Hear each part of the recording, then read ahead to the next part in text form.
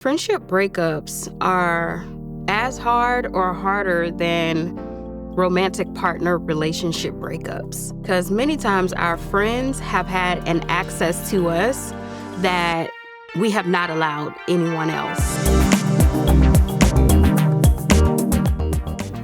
Hey y'all, I'm Samantha, a therapist here at Headspace, and this is Ask a Therapist, a series where I'm going to be answering some questions submitted by you all and our members to see if I can provide a little bit of guidance for those who might need it.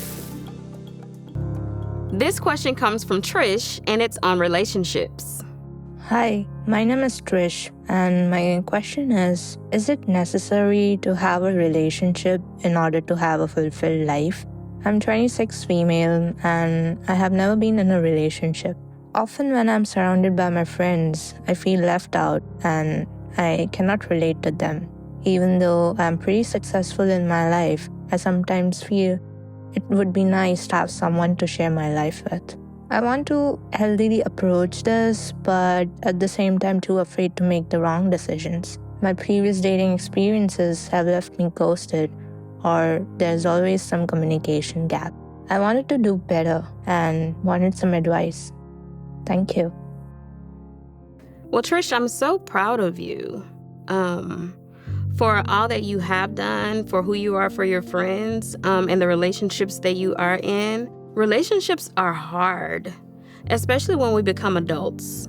Trying to build relationships and explore vulnerability and intimacy, it all gets tricky, especially in a world where sometimes surface level is the norm.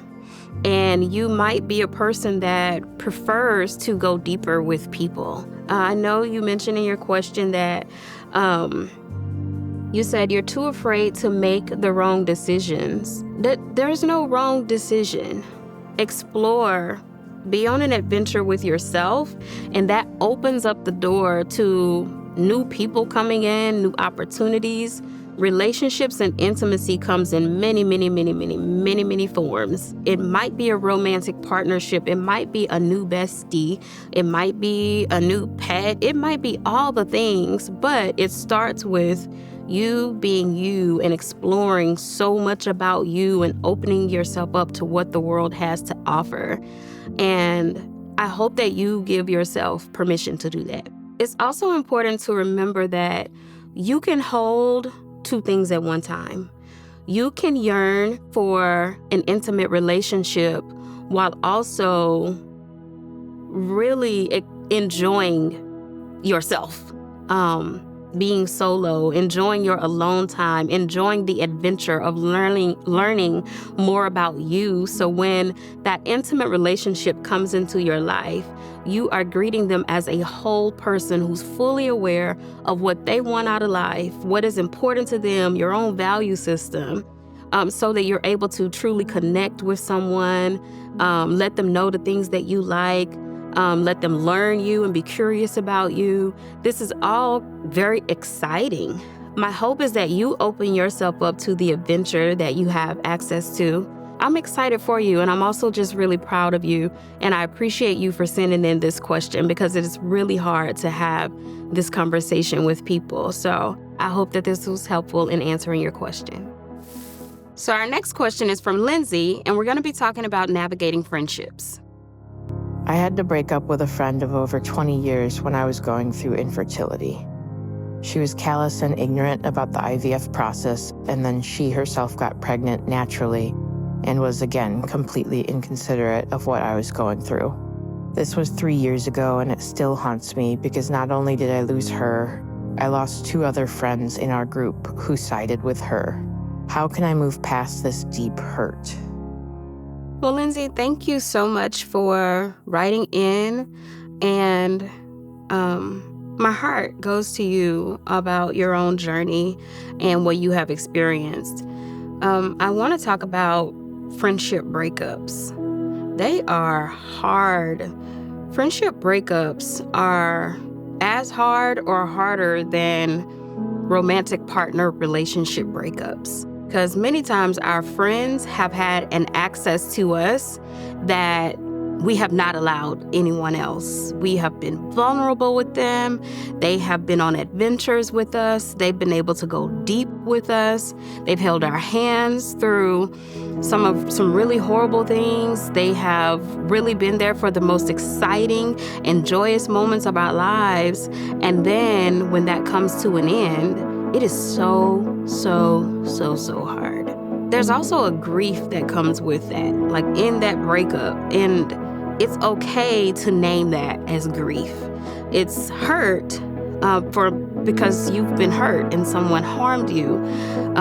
But there is a grief process that you will have to go through. And the support that you need could range from connecting with your friends that you have now and truly diving into those relationships. And you will need time to grieve what was in order to allow something else to come into your life. When you have a hurt that deep, in addition to what you were already experiencing with IVF, there may be a need to talk with someone else, a therapist, a coach. You can always reach out to a therapist or coach on our Headspace app platform. But if that's necessary, then do what needs to be done so that you can start to heal yourself from what is there. Another thought that came to mind was what forgiveness looks like in real time. We often hear people say, you should just forgive them and move on. What that look like? First of all, no. And I don't ever want to talk to her again. But forgiveness is not about the other person. Forgiveness is about liberating yourself from anger that is no longer serving you, or from accusations that are no longer serving you to even dwell on. Like really thinking about what do you need to forgive from the other person. And also, there has to be a willingness to explore within yourself.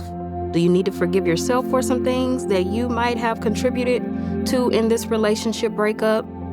I'm not saying that you did, but sometimes that exists. And in order for us to truly move past and move forward, we got to set ourselves free. Or else you won't be chained to the relationship. You chained to the hurt. And that's just going to be a no for me. No. There's still so much more life to live, so many relationships to build, and it is unfair to the people that are coming into your life to bring that baggage. So you have to make a decision how you want to leave it, what work you need to do to leave it, all of those things, but I believe that you can do that. I hope that this has been really helpful, and I really appreciate you for reaching out to us and asking this question. If you're looking for additional resources, feel free to check out our collection in the app with Nedra Tawwab, where she dives into setting boundaries and navigating relationships. And if you have any questions you'd like to submit for a future episode of Ask a Therapist, please reach out. I'd love to hear from you.